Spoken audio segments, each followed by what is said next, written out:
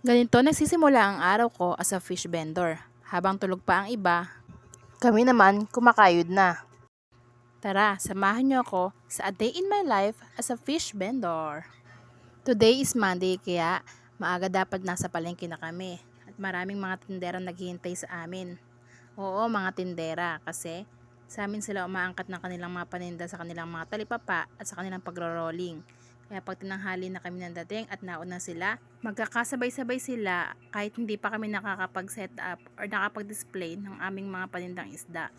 Ito nga, nandito na kami sa pwesto namin kaya lang madilim pa kasi hindi pa kami nakapaglagay ng ilaw. Diyan nga sa part na yan na tinatawanan ako mga kapwa ko tindera kasi vlogger na daw ako. May ganun, vlogger agad. Ayan, fast forward muna tayo guys. Binaba muna namin dyan yung mga gamit naming tray. Tsaka yung mga isda naming paninda. Binuhat namin cooler na yan. Kahit sobrang bigat, bawal mo sasabing mabigat. Dapat magaan. Oo, dapat sabihin magaan kahit mabigat para magaan ang benta. Mabilis maubos ang paninda. Ganun yon. Dito, ayan, medyo maliwanag na tayo guys. Nakabit na natin ang ilaw. Ayan, meron nang tayo first customer. Ayan si kuya, laging first owner yan. Laging nauuna yan, tindera yan, taga Santa Maria.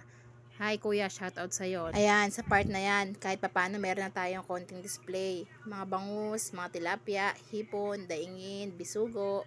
Ayan, may mga tulingan pang malalaki. Meron din tayo dyan mga alumahan, dalaga. Dumating na rin pala dyan yung dalawa kong tindera. Ayan, humahango sila ng tilapia. Tsaka ng galunggong, ng bangus. Si Ate Ann naman, ayun, nagkakaliskis. Inagaw ko na sa kanya yung isda para medyo mabilis tayong matapos. Medyo mabagal pa kasi siya pero masasanay din yan. Si kuya naman, ayan, may kinukwento. Meron daw siyang tilapia nakuhang isang patay. Siya naman nanguha nun, hindi naman kami. Pero wag kang alala kuya. Sa susunod na palengke, papalitan namin yan. Hindi lang namin napalitan kasi masyadong busy na si Jowa.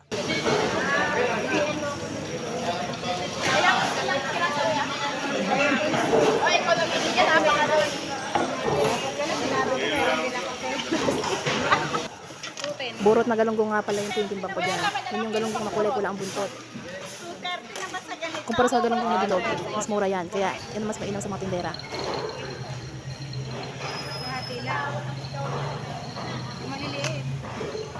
Isdang bisugo nga pala yan. Masarap yan, lalo na kung papaksiw. Ayan, shout out kay Ate Lynn. Mas gusto niya yung maliliit na isda. Syempre, pagka ganyang talipapa, mas gusto ng mga bumibili yung mas marami. Pampamilya ba? Ayan, fast forward na natin. Nagpapatimbang na yung mga tindera ko ng kanilang mga isda, mga medya-medya. Tapos ayan, may nagpalinis na rin sa atin ng bangus. Linis lang siya, kaya ayan, medyo mabilis. Pagkatapos noon, ayan, kailangan matandaan mo kung ano yung mga pinagbibigay mo, lista-lista muna. Pag may nakalimutan ka, patay. Pwede mo naman silang kontakin, kaya lang, syempre, abala pa. Yan, sige, hala, sige, audit, sige, lista, lista, lista, ganon. O, auditin mo, buti yan ha. O, bigyan mo ng tawad si kuya, magkano gansal, bigyan mo ng tawad. Yan, sige, pili, pili, pili, pili.